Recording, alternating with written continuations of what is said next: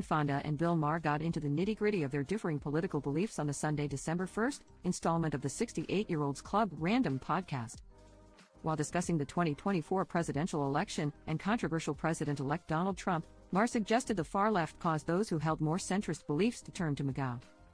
There's about a third of this country that's very hard right. Of course they love Trump. When he left office, he had an approval rating of 34%. So he really only had those people.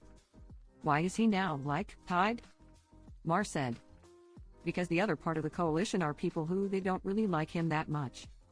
They just think the far left has gone so nutty on so many issues. Fonda cut in, that's what they're being told by people like you.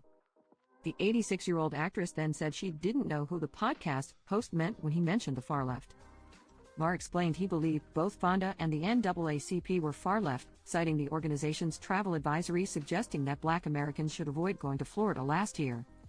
He also brought up the idea of men becoming pregnant, noting that he understood this was different from a trans person becoming pregnant, to which Fonda said, "I've never heard about this argument. It must be some part of what you call the far left that is so minuscule." Elsewhere in the episode, Maher and Fonda also butted heads over the country's massive spending on fossil fuels, eventually leading the 80 for Brady star to dub Maher cynical, as he in turn called her naive. They don't have to go through fossil fuels to get to a sustainable energy source, the Grace and Frankie actress argued. We taxpayers, including poor people out of work, people all across this country are giving $20 billion to the fossil fuel industry every year. Think what that money could do? $20 billion could go to Africa, South America, the places that want to develop and solve their problems.